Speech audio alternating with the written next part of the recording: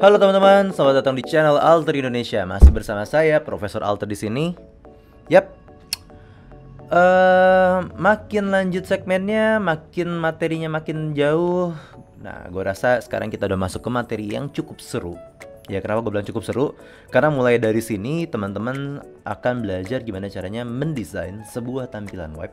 Mulai dari ketika dia dibuka untuk desktop, terus juga tablet gitu ya, atau mungkin dibuka dengan handphone. Nah, itu semua kita desain gimana caranya nanti mereka saat dibuka dengan platform tertentu tampilannya tetap bagus ya. Oke. Nah, mungkin biar teman-teman gak penasaran ya, karena sebenarnya gak akan penasaran sih, karena di judul juga sudah kita tulis ya. Ya, betul banget. Di materi kita kali ini kita akan ngebahas salah satu framework yang cukup populer dipakai oleh kalangan-kalangan front-end developer. Yap. Nah, oke, di sini kita sudah buka. Tapi buat teman-teman yang langsung ngelihat video ini, namun teman-teman di sini misalnya ada yang belum mengerti tentang apa itu CSS, saran saya mungkin teman-teman bisa belajar CSS terlebih dahulu supaya pondasi untuk bermain di framework ini teman-teman tidak terlalu sulit. Oke. Nah, di sini saya buka dua ya. Untuk front-end developer ini biasanya teman-teman banyak banget nih yang pakai antara dua ini nih, antara Bootstrap dan juga Materialise. Sebenarnya frameworknya cukup banyak untuk teman-teman yang ingin membuat tampilan web supaya supaya websitenya itu responsif ya. Responsif itu tadi yang sudah kita jelaskan, gimana caranya saat dibuka di mobile, tablet, laptop ataupun desktop itu ukurannya yang berbeda-beda tersebut. Namun websitenya teman-teman tetap rapih, tetap enak dilihat.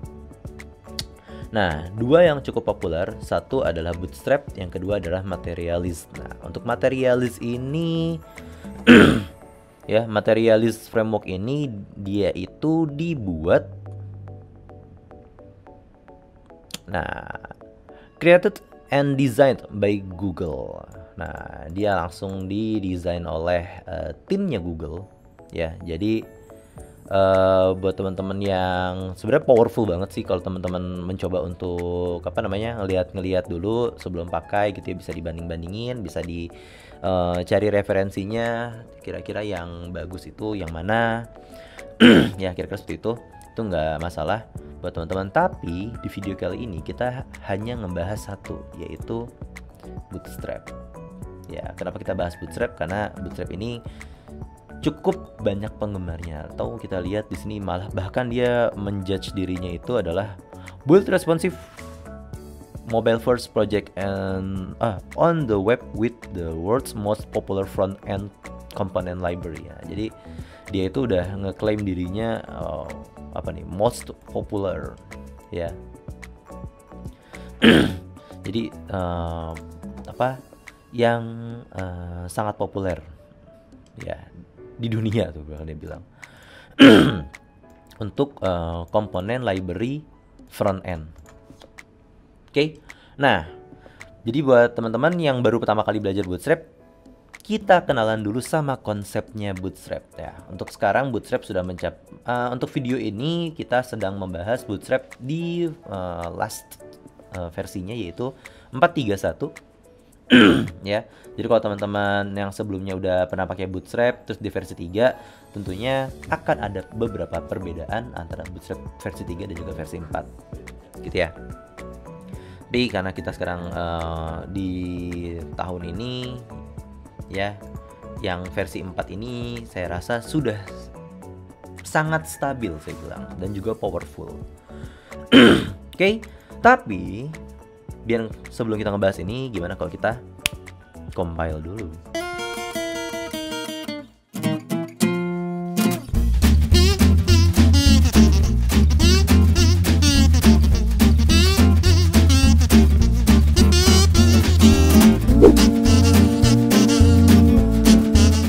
Oke. Nah, di sini sudah saya siapkan sebelum kita mulai, kita baca dulu kali ya introduction-nya. Nah, di sini kalau teman-teman pengen pakai si Bootstrap, teman-teman bisa pakai dengan cara pertama ya. Di sini teman-teman bisa langsung copy aja CSS-nya. Nah, kalau ini teman-teman langsung di copy aja CSS-nya, berarti teman-teman menggunakan metode link ya, langsung terlink dengan Bootstrap yang ada di servernya si Bootstrap, dengan CSS yang ada di servernya si Bootstrap. Dan juga ini JavaScript-nya teman-teman bisa copy, atau kalau teman-teman pengen memakai ini secara offline, teman-teman bisa download di sini ya, compile CSS atau yang source file juga nggak apa-apa, antara dua itu. Oke. Atau kalau teman-teman mau lebih gampang lagi ya, teman-teman bisa pakai yang kita copy aja di sini misalnya ya. Terus kita siapkan teks editornya. Ya, di sini saya akan bikin di folder latihan sebelumnya yang kita sudah pernah bikin di pertemuan-pertemuan sebelumnya. Ada folder namanya folder latihan. Nah, saya akan bikin di situ nanti. Saya paste dulu, saya kemudian save dengan nama apa ya? Latihan aja. Atau bootstrap.html karena ekstensinya adalah HTML. Oke, nah di sini kita lihat ya teman-teman ya, kalau kita pakai get starter template yang ada di Bootstrap disediain itu, kita bisa langsung copy dan disediakan link dan juga script atau JavaScript yang dibutuhkan untuk menjalankan si Bootstrap. Oke. Nah, sebenarnya script ini nanti kalau misalnya teman-teman ada beberapa jenis source atau beberapa jenis class yang memang menggunakan JavaScript, nah baru script ini berfungsi. Tapi kalau misalnya kita sekarang lagi latihan terus belum ada kelas-kelas yang ibaratnya memakai JavaScript, nah itu sebenarnya belum berfungsi. Cuman nggak apa, kita pakai aja karena nanti kayaknya kita bakal butuh. Oke, kalau sudah, sekarang kita akan belajari dulu konsepnya ya. Sebenarnya kalau teman-teman udah tahu konsep ini, belajar Bootstrap akan jadi lebih menyenangkan dan lebih mudah pastinya. Oke. Nah, pertama yang pasti ya tadi kita copy dulu aja ya starter template-nya biar langsung dicoba nanti.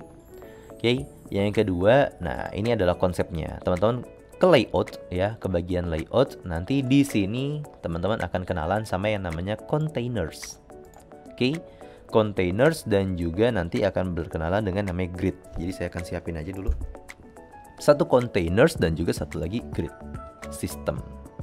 Ya, dua ini adalah komponen utama di mana teman-teman kalau mau menggunakan sebuah framework bernama Bootstrap. Oke. Nah, konsepnya cukup sederhana. Teman-teman harus tahu dulu. Oke. Jadi, ya, kalau kita lihat teman-teman lihat di gambar ini, ya, terlihat ya. Oke, teman-teman bisa lihat di gambar ini. Nah, di sini kita lihat di sini ada platform-platform ya, atau mungkin apa nih disebutnya ya? Ya, device-nya ya ibaratnya ya. Beberapa device yang teman-teman biasa pakai kan, biasanya untuk membuka sebuah website. Karena beda. Kalau kita melihat ke tahun 2011 ke belakang, itu mungkin orang membuka sebuah website dari handphone itu tidak sesering sekarang gitu ya. Jadi kalau dulu mungkin pembukaan kalau teman-teman mau buka sebuah website ya paling ke warnet atau menggunakan PC atau menggunakan laptop gitu ya. Jarang banget menggunakan handphone. Makanya dulu para developer front end itu mungkin hanya menyediakan dua tampilan, yaitu tampilan untuk sebuah desktop dan juga tampilan untuk sebuah mobile-nya ya, atau handphonenya, versi handphonenya gitu. Jadi kalau ciri-cirinya itu biasanya kalau teman-teman buka Facebook misalnya, kalau buka pakai desktop itu adalah facebook.com, tapi kalau teman-teman buka pakai handphone itu pasti m.facebook.com. Nah, ya itu ada dua tampilan berbeda sebenarnya. Tapi zaman sekarang atau zaman kekinian, gimana caranya kita nge-coding sekali tapi bisa untuk berbagai jenis device. Oke, bisa dibuka pakai handphone, tablet, dan juga untuk desktop gitu ya. Oke, nah kita kenalan dulu. Oke, jadi kira-kira seperti ini ya gambarannya.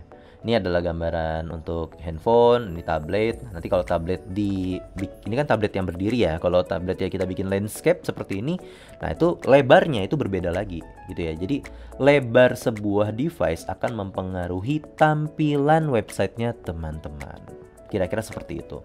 Oke, jadi kita berpatokan dengan lebar. Oke ya, lebar dari device-nya. Ya, jadi handphone landscape dengan handphone portrait dengan handphone landscape ya, kira-kira seperti ini, portrait dan juga landscape seperti ini akan berbeda nih lebarnya. Sama begitu juga dengan tablet ya, portrait landscape. Namun kalau untuk laptop kayaknya enggak sih ya, pasti landscape ya, nggak mungkin kita bikin portrait gitu.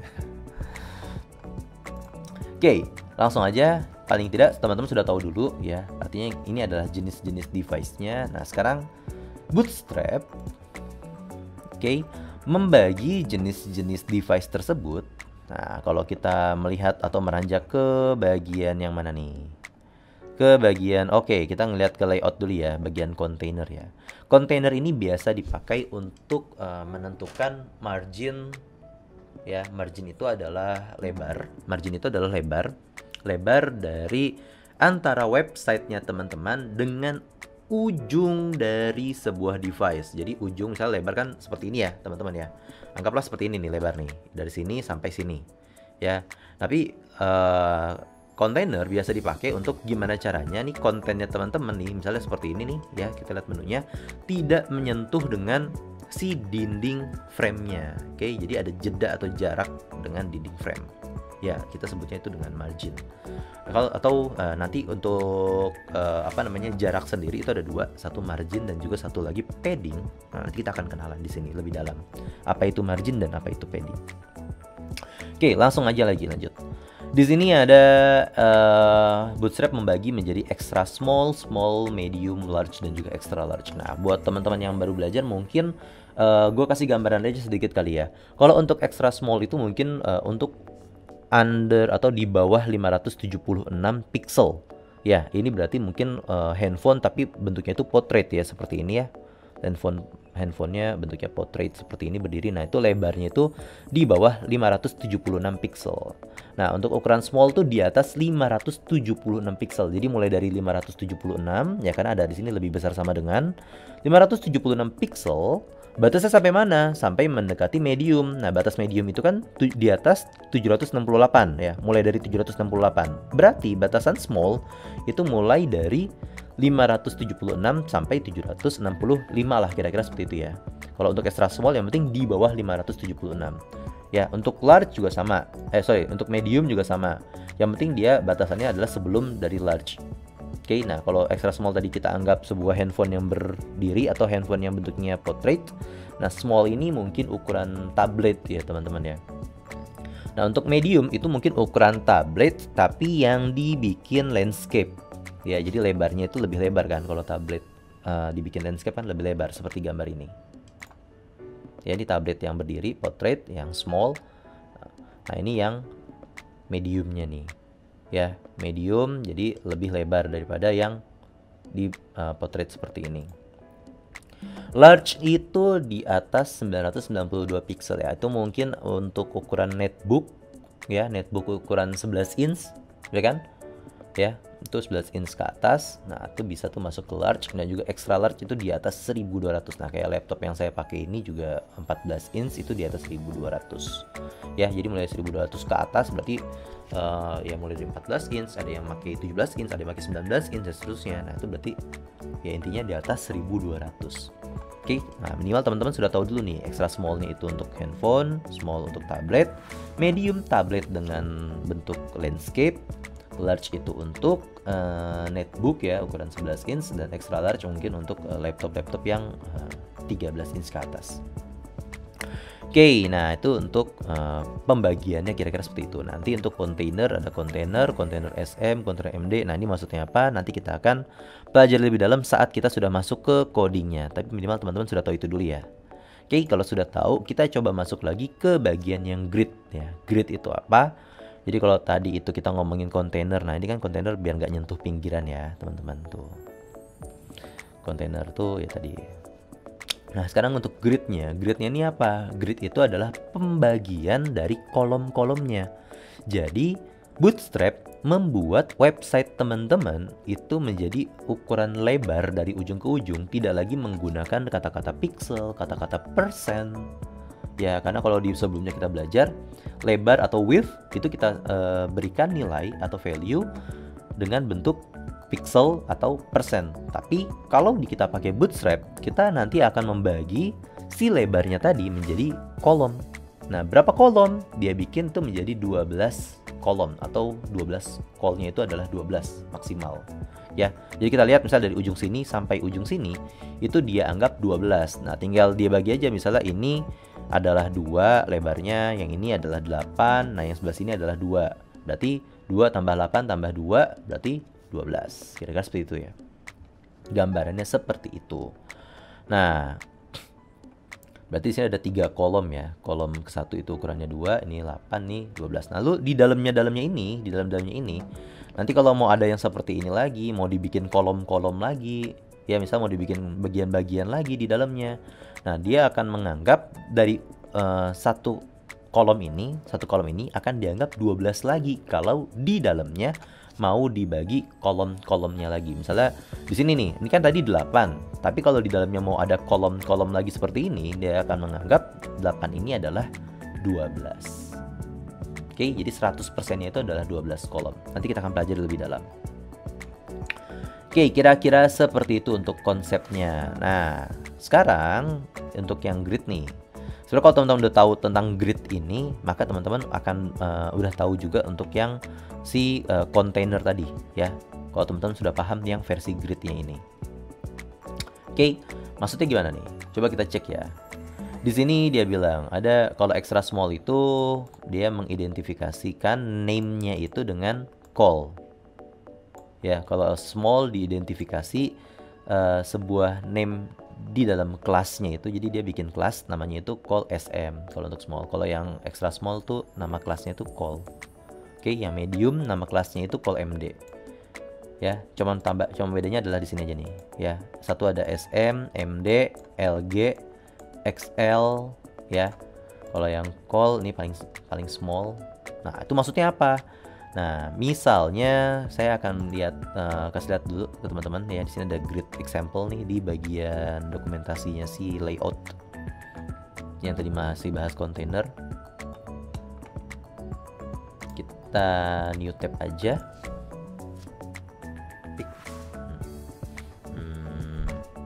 Oke. Nah, bisa teman-teman ya. Sebenarnya konsepnya gampang. Konsepnya itu seperti ini kira-kira. Konsepnya dulu ya. Ini Bootstrap membagi menjadi 1, 2, 3. Ada 3 kolom ya teman-teman ya. Sekarang saya inspect element. Kemudian kita, nah misalnya contoh ya. Oke, ini kan awalnya seperti ini ya teman-teman ya. Ini awalnya seperti ini nih, ukuran laptop kira-kira seperti itu. Lalu, nah saat ukuran laptop dia terbagi menjadi 3. Tapi saat ukurannya dia saya kecilin, ya jadi ukuran tab mungkin. Nah lihat, yang sebelah kanannya nggak ada, jadi hanya sebelah kiri dan sebelah yang tengah tadi ya. Kira-kira seperti itu. Lalu kemudian kalau saya kecilin lagi untuk ukuran handphone, lihat menu yang tadi di sebelah kiri itu jadi kira-kira seperti ini. Dia harus diklik dulu, baru keluar. Oke, kontennya jadi ke bawah. Seperti ini semuanya. Jadi ibaratnya kalau saya buka pakai Galaxy S5 dia akan seperti ini ya teman-teman. Oke. Terus kalau saya buka pakai misalnya iPhone, iPad lah atau ukuran tablet ya dia akan seperti ini. Kalau tabletnya saya miringin, nah ukuran iPad yang Pro mungkin ya tuh iPad yang Pro lebarnya ini ya 1024 kali 1366. Kalau kita bikin landscape, nah lihat jadi 1366 ya width-nya ya atau lebarnya. Nah dia muncul tuh tiga-tiganya. Tapi kalau saya bikin portrait ya hanya 2 yang muncul kolomnya. Oke, nah kira-kira seperti itu fungsinya Bootstrap. Oke. Nah, untuk konsep ini gimana teman-teman? Sudah paham? Oke, kalau sudah paham, semoga kalau belum paham teman-teman bisa ngulang lagi videonya atau mencari referensi lain, tidak masalah sebelum kita masuk ke materi codingnya. Oke, kalau gitu cukup sekian dari saya. Apabila ada kesalahan kata saya mohon maaf. dan salam Hello World.